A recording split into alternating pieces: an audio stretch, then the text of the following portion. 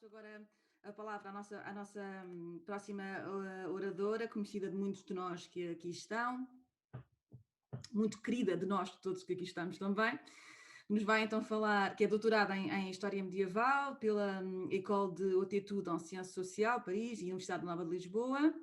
Exerce atualmente funções docentes no Departamento de História da Faculdade de Ciências Sociais e Humanas, da Nova também. Desempenhou em paralelo com a docência e a investigação em História Medieval um trabalho técnico e de investigação na área da arquivística, com particular incidência em arquivos eclesiásticos, tanto de dioceses como de congregações, e em arquivos de família. Vem hoje aqui partilhar connosco uma comunicação, uma conferência com o seguinte tema: quando um ponto de chegada é um ponto de partida. Reflexões sobre um percurso de estudo e defesa dos arquivos de instituições religiosas. Muito obrigada. Passo então a palavra, professora. Olá, Rita, obrigada. Estão a ouvir? Obrigada pela apresentação e obrigada também a todos os organizadores desta iniciativa pelo convite. Cumprimento todos os colegas, amigos, amigas, cães e gatos, não sei se estão, às vezes nos números começam a aparecer cães e gatos, mas, portanto, eu também estendo os meus cumprimentos. Como é que nós fazemos aqui? Posso compartilhar a tela, não é? Certo, ok. Também tenho aqui um PowerPointzinho para ir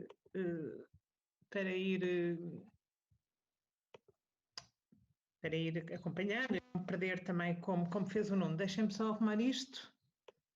Ok? Estão a ver? Está tudo a correr bem? Tudo ok, tudo ok. Certo? Então vou só aqui fazer uma última coisa recorrendo à tecnologia, que é pôr aqui o cronómetro, senão...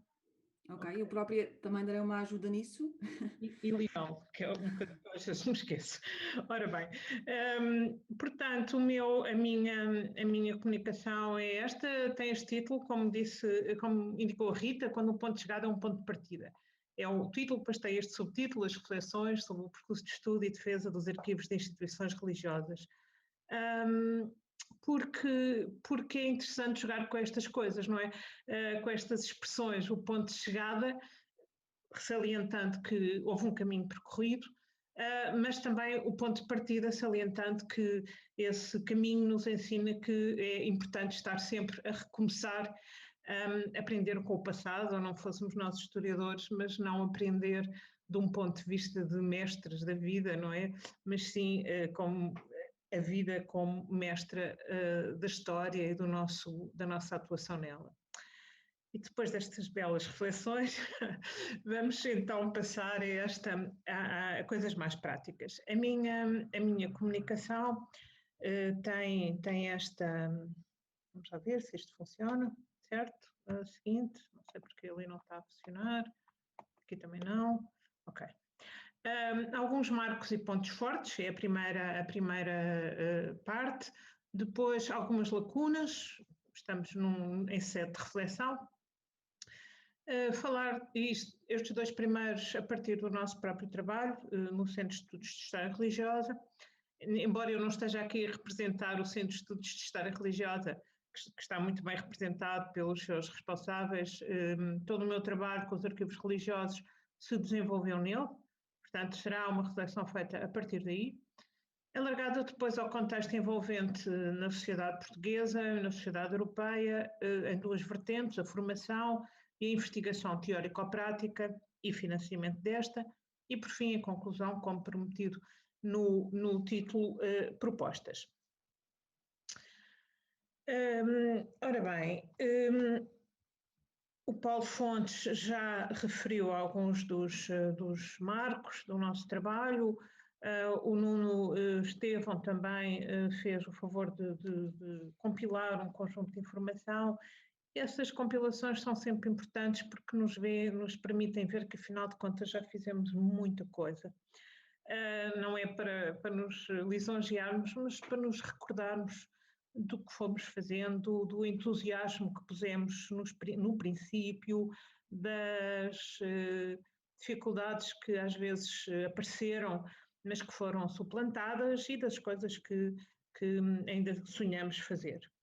Portanto, eu começaria por estes encontros de 97 e 98. Em 97 e 98 foram os tais 2 cursos de curta duração, que abrangeram 400 pessoas, praticamente, no seu conjunto, e o curso de formação de nível médio, no qual foram formados 26 técnicos médios de arquivo, e que durou, esse sim, durou 640 horas, já não me lembro bem quantos meses, mas o estágio foi uma experiência inesquecível e penso eu foi um arranque muito importante que ainda hoje dá frutos. Também foi sempre um marco da nossa, e um aspecto muito prezado da nossa investigação e do nosso trabalho, a inserção internacional, e a conferência do colega, a conferência anterior é uma prova disso, foi um dos frutos desta ligação ao exterior, não porque em Portugal não se façam bem as coisas, mas porque nós aprendemos sempre muito comparando com os outros, e há sítios onde se começou antes, portanto toda esta inserção internacional é extremamente importante sempre para nós. Depois, mais que trabalhar diretamente nos arquivos durante algum tempo, e ainda hoje há pelo CERN o acompanhamento e integração de projetos autónomos.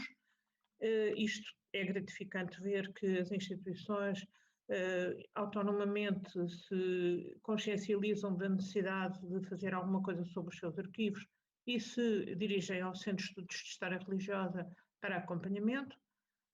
Alguns destes acompanhamentos se revestem várias formas, mais integrados, outros mais à distância, consultadorias, etc. Mas isto praticamente tem sido uma constante desde 97. Também, como já colegas referiram, e o Dr. Silvestre Lacerda referiu, uma constante ligação, a Paula também, da BAD, uma constante ligação às autoridades civis e eclesiásticas do setor, mais uma vez, algo extremamente pesado para nós, portanto, falar com quem sabe e aprender com quem sabe, trabalhar segundo as normas. Ao mesmo tempo, um outro aspecto que eu acho que é sempre importante salientar, tentámos, enfim, na medida do possível, talvez pudéssemos ter feito mais, mas tentou-se sempre produzir textos de reflexão e de investigação. Se não se produziram mais, não tem a ver diretamente com o certo, tem a ver, penso eu, tem a ver com as condições difíceis da investigação em Portugal nestas áreas, mas produziram-se livros, produziram-se artigos de dicionário, produziram-se números de revistas, um conjunto de presenças em colóquios, publicações internacionais, portanto um trabalho significativo, isto sem falar, entretanto, dos instrumentos de trabalho, instrumentos de descrição que o Paulo Fontes referiu.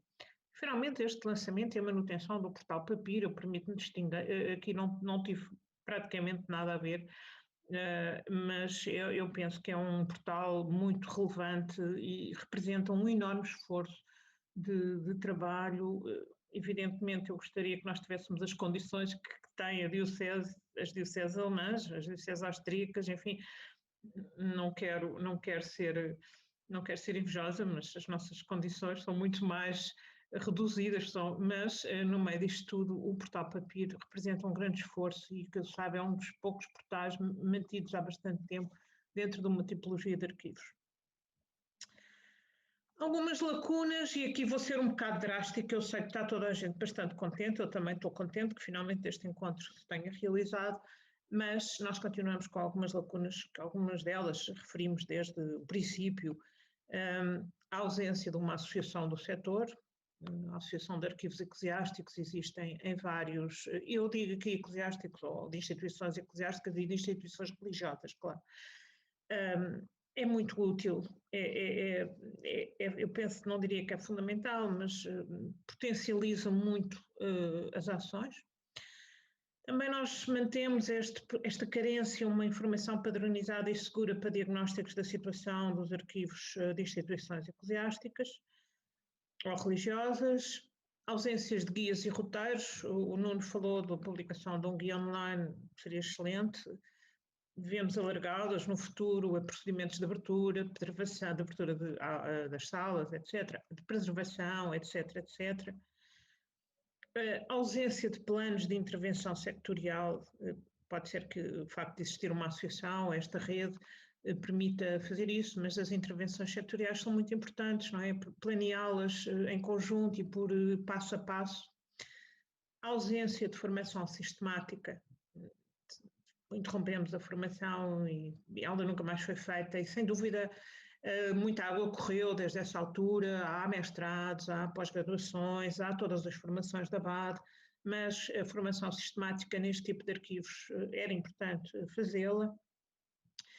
Isto não tem a ver só com os arquivos, tem a ver com muitas outras coisas na Igreja, mas isto é fundamental. A dificuldade, eu estou aqui a falar da Igreja Católica, peço desculpa, mas vocês sabem bem que muitas destas coisas são extensivas a todos, a todas. A persuasão da importância da criação de um emprego especializado. Não vale a pena nós pensarmos em manter arquivos sem existir algum, não digo arquivistas em todas as dioceses, em todas as ordens religiosas, profissionais, não tem sentido, mas pelo menos em grupos de instituições tinha todo o sentido. E emprego especializado quer dizer, como eu vou dizer mais à frente, condições de trabalho dignas.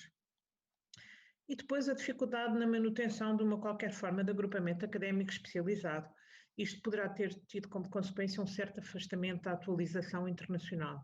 Eu sei que o CER continua a manter um conjunto de relações, mas ao nível da investigação mais universitária, que acaba por mover as coisas no sentido de novas ideias, por exemplo, esta coisa da inteligência artificial ao serviço da leitura e transcrição automática dos documentos, tudo isto tem imensa vida no campo da investigação universitária. Nós talvez estejamos um bocadinho afastados. E como corolário, a certeza na definição de projetos mais amplos para o futuro do setor, para além da organização de acervos, não é? Mesmo esta é fragmentária, espontânea, muitas vezes, mas como os colegas provavelmente vão falar, as pessoas que estão diretamente no sistema da arquivística nacional, a gestão da informação, por exemplo, continua muito artificial, digamos, muito pouco profissional. No contexto da é importante colocar todas estas, para não ficarmos numa coisa de lamentação, é importante dizer que muitas destas coisas também têm a ver com um contexto envolvente de formação e de investigação, daqui a pouco irei referir, que tem mudado muito. A arquivística está em redefinição de fronteiras e natureza do seu saber. Toda a questão da ciência da informação, inserção da arquivística na ciência da informação, natureza diferente ou não da formação arquivística, está em cima da mesa. Isto não é necessariamente um problema, mas tem de ser tido em conta. Também nos últimos 10 anos houve uma quase total redefinição do mapa de formação académica e arquivística nas universidades portuguesas. Nós começámos de uma maneira que era, quando nós começámos, a herança dos cursos, herança e a vigência dos cursos de pós-graduação, dos cursos de especialização. Estávamos numa altura de boom.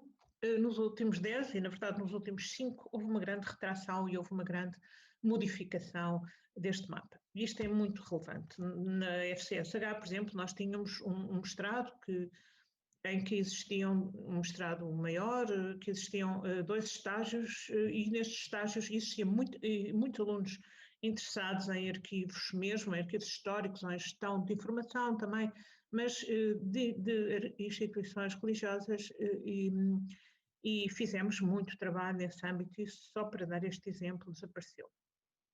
Não cabe aqui discutir muito esta questão, mas eu acho que se deviam pôr em cima da mesa se esta redefinição do mapa foi coletivamente pensada, se foi planeada tendo em conta o longo prazo e se está internacionalmente atualizada.